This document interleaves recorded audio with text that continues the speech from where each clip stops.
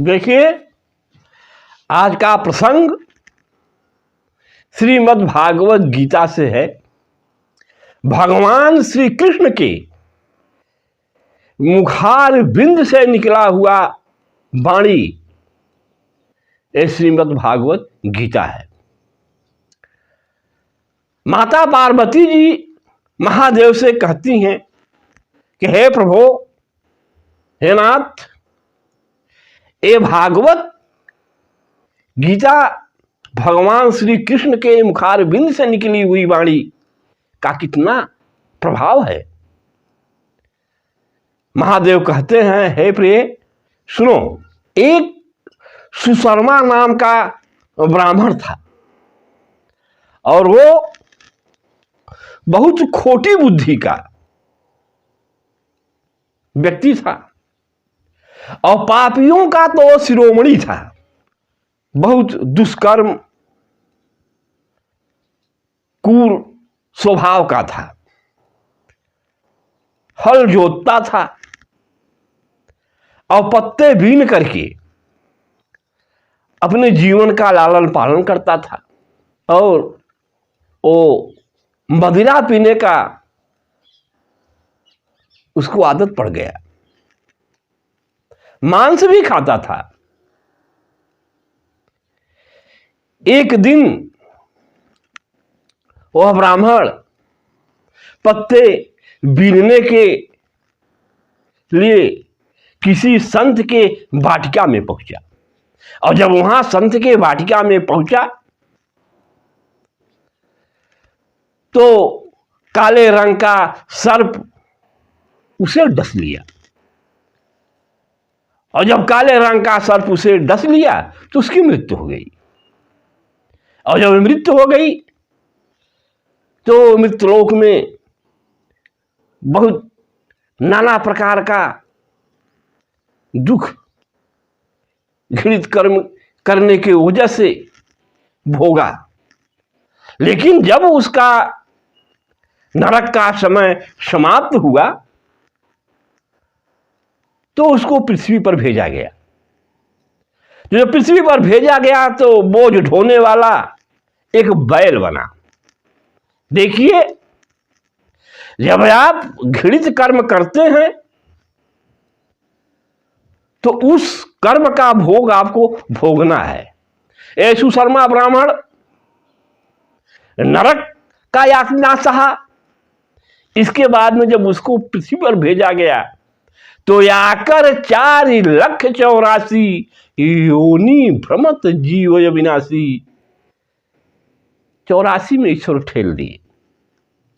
जिस मुखार बिंद से मांस खाता था, दारू पीता था, घृणित वाक्य को बकता था, दूसरों को सताता था और वहीं मुखार बिंद बैल के योनि में मिला, कुछ बोल रहा है, कुछ कह रहा है, लेकिन कोई समझ नहीं पा रहा है। पैर में खिल्ला चुभ गया, उस कष्ट से पीड़ित है बैल। मालिक डॉक्टर को बुलाता है, डॉक्टर बुखार का इंजेक्शन लगाते हैं। देखिए, कष्ट उसके पैर में है, खून में है और इंजेक्शन बुखार का लग रहा है। तो 84 में भी नाना प्रकार का कष्ट सहना पड़ता है जीवात्मा को। बैल की ऊनी मिली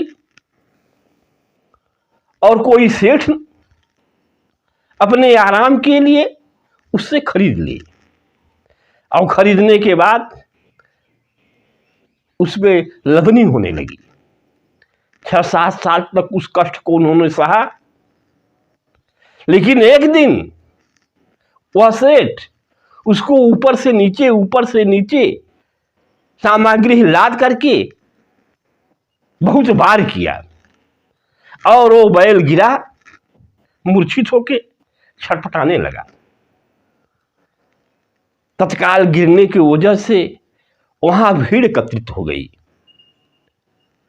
और एक व्यक्ति उस बैल के कष्ट को देख करके उसको दया लगा और जब दया लगा तो अपना कुछ पुण्य उसको दान दे दिया। यह देखा अन्य लोग भी अपना पुण्य दान करने लगे।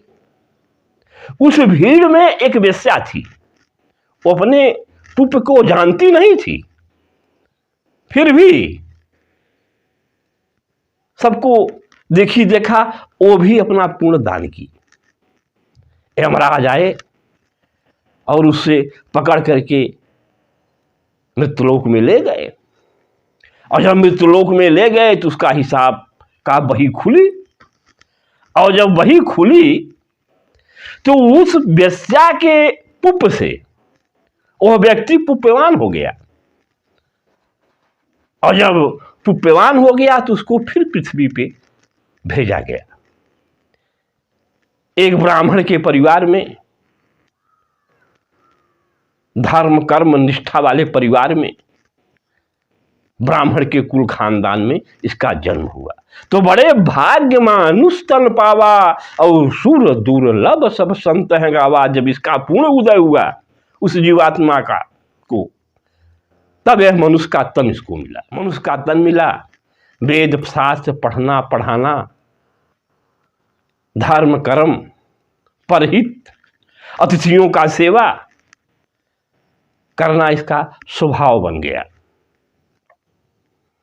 और जब स्वभाव बन गया तो पुष्प उसके वेश्या का पुष्प उसके पास रहने के नाते उसका याददाश्त बना रहा। वो सोचने लगा अपने जीवनी के विषय में कि वो वेश्या कौन सा मुझे ऐसा पुष्प दान किया था कि घृणित कर्म करने के बाद भी फिर मुझे मनुष्य का तन मिला। और वो उस वेश्या के पास गया। जाने के बाद उस वेश्या से सारी वृत्तांत को बताया। बताने के बाद उससे पूछने लगा कि हे मां, आपने कौन सा पुष्प को दान मुझे की थी जिससे फिर मुझे मनुष्य का तन मिला, सारी पाप हमारी समाप्त हो गई। तो वेश्या ने संकेत किया पिंजड़ा की तरफ। तो पिंजड़े में एक तोता बंद था। यानी देखिए, सुबह सुबह बोलता है, और इसी का पुष्प मैं आपको दान की थी। दोनों व्यक्ति उस तोते के यहां गए।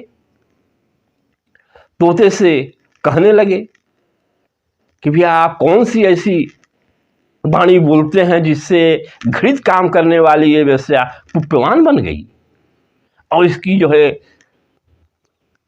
पाप समाप्त हो गया। तो अपनी वृत्तांत तो बताने लगा। सुगा कहा कि देखिए, पुनर्जन्म में मैं एक ब्राह्मण था और विद्वान ब्राह्मण था, लेकिन अपने अहंकार में दूसरे विद्वानों का अपमान करता था। देखिए, जब व्यक्ति के अंदर अहंकार हो जाता है तो उसको चूर्ण होना है। यहां दूसरे योनि में ब्राह्मण था, विद्वान था, विद्वान होने के नाते पर भी इसको अहंकार आ गया।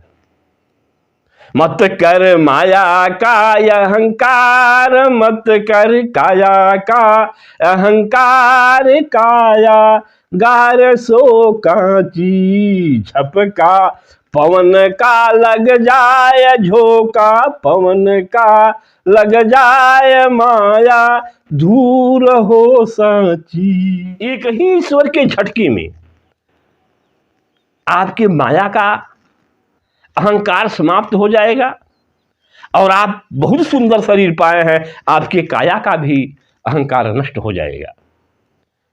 फिर जब इसका नष्ट हुआ तो कहने लगा कि मैं किसी विद्वान का मान नहीं किया, अपमान किया। और इस पे कुछ दिन के बाद हमारी मृत्यु हो गई, और जब मृत्यु हो गई तो नरक योनि में मैं घूमता रहा।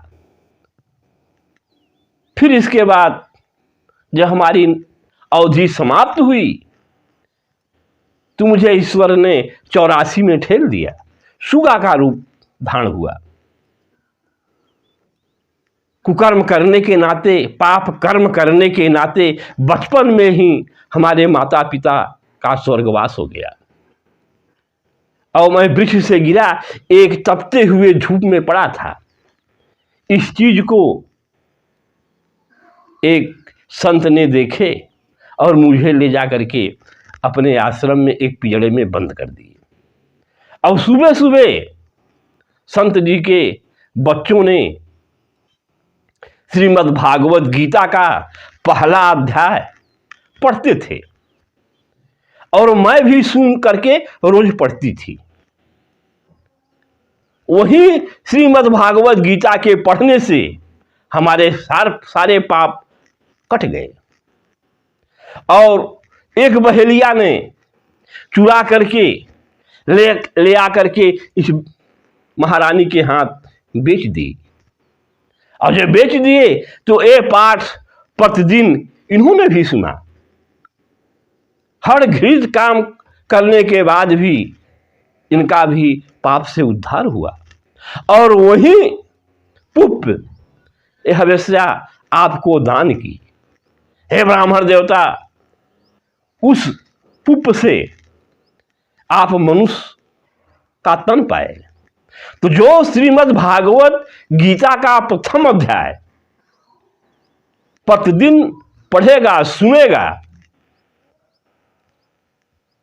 तो वो हर पाप योनि से मुक्त हो जाएगा। तीनों लोग अपने अपने घर जाकर के विधि विधान से श्रीमद् भागवत गीता का श्रवण किया, पहले अध्याय का, और उसी के चलते ये तीनों का उद्धार हुआ। बोलिए भगवान श्री कृष्ण की जय।